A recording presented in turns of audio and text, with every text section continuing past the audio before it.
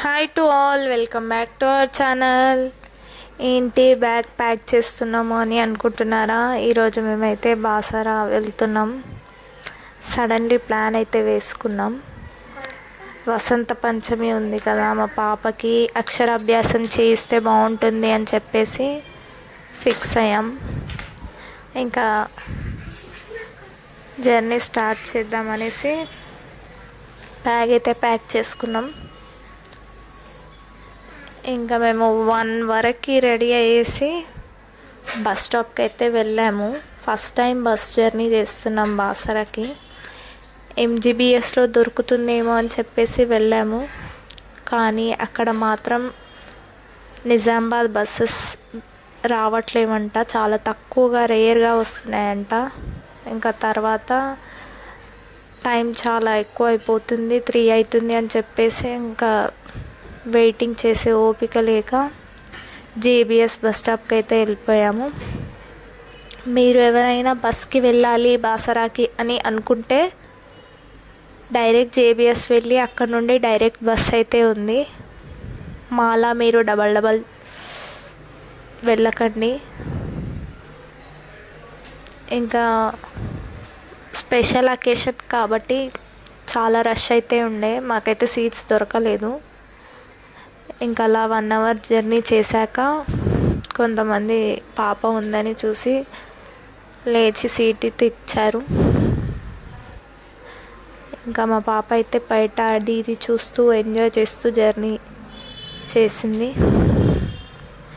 ఇంకా మేము బాసరా రీచ్ అయ్యే వరకు నైట్ 11 అయితే అయ్యింది. కొంచెం స్నాక్స్ అయితే తీసుకెళ్ళాము, చిన్నపిల్లలు ఏడుస్తారు మధ్యలో అని చెప్పేసి ఇంకా అవి తినుకుంటూ వెళ్ళాము. మా మమ్మీ వాళ్ళైతే ఇంకా బస్లోనే నిద్రపోయారు.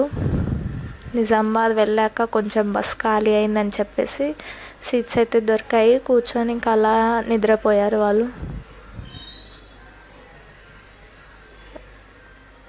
బాసరా రీచ్ అయిన తర్వాత అయితే మాకు రూమ్స్ అయితే దొరకలేదు.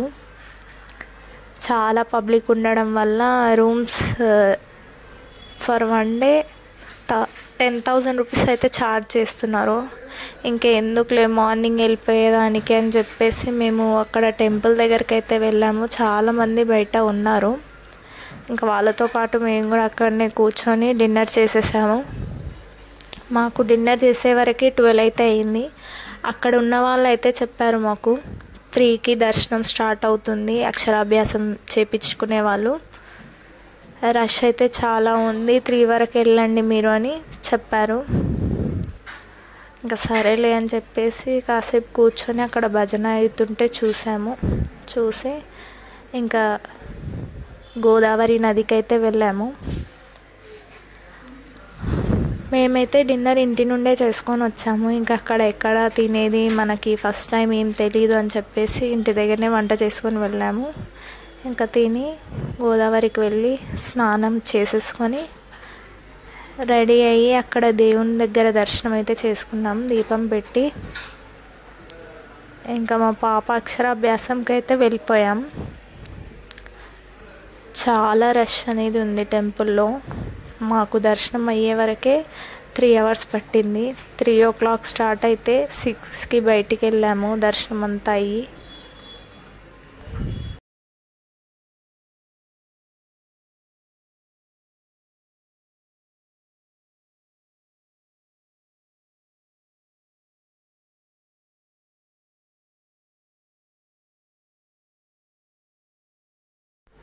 చిన్నపిల్లల అక్షరాభ్యాసం లైన్ అయితే చాలా పెద్దగా ఉంది.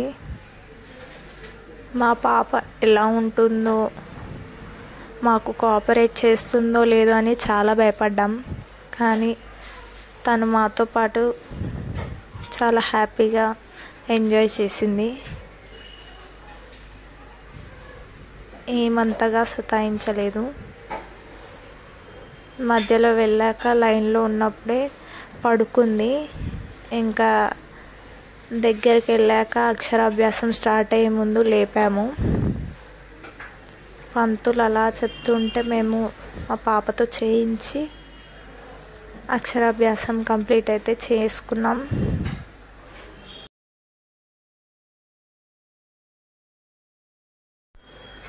సక్సెస్ఫుల్లీ 1 ఇయర్ నుండి నా కోరిక ఈరోజైతే నెరవేరింది. మా పాపకి ఇక్కడ వసంత పంచమి రోజు అక్షరాభ్యాసం చేయించడం. అస్సలు ఊహించలేదు వెళ్తామని చెప్పేసి.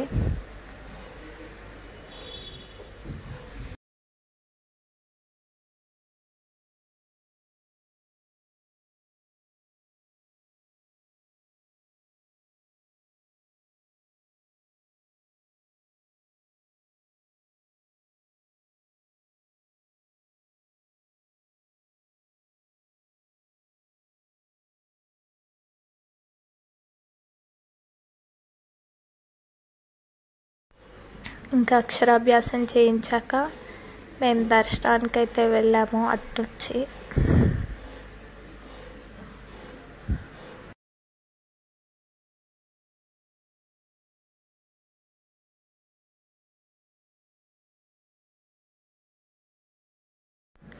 దేవుడి దగ్గర కూడా చాలా పెద్ద లైన్ అనేది ఉండే, రష్ చాలా ఉండే, పోలీస్ సెక్యూరిటీ కూడా చాలా ఉంది.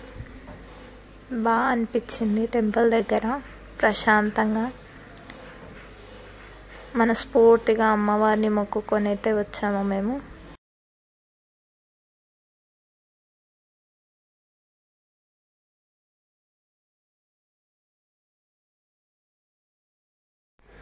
దర్శనం అయ్యాక ఇంకా లడ్డు అయితే తీసుకొని బయటికైతే వచ్చేసాము. ఇంకా మా పాప కోసం ఏదైనా తీసుకుందాం అనేసి బొమ్మల షాప్కి అయితే వెళ్ళాము. ఎక్కడికైనా వెళ్తే గుర్తుగా ఏదైనా తీసుకోవాలని ఉంటుంది కదా, అలా తీసుకొని ఇంకా మేము మళ్ళీ రిటర్న్ అయితే బయలుదేరాము. రాగానే నిజామాబాద్ బస్ దొరికిండే, ఎక్కేసి ఇంకా నిజామాబాద్ వచ్చాక టిఫిన్ చేసి మళ్ళీ హైదరాబాద్కి అయితే రిటర్న్ అయిపోయాం. కంటిన్యూస్గా జర్నీ ఉండేసరికి మాకైతే చాలా అలసిపోయినట్టుగా ఉండే, బస్సులో అయితే నిద్రపోయాం. ఇంకా ఇంటికి రాగానే హెడేక్గా ఉంది అని పడుకున్నాం. ఈ వీడియో మీకు నచ్చినట్టయితే please do like, share and subscribe to our channel. మీరు ఎవరైనా బస్ జర్నీ ద్వారా బాసర వెళ్ళాలి అనుకుంటే ఈ వీడియో యూస్ఫుల్ అవుతుంది అనుకుంటున్నా. Thank you.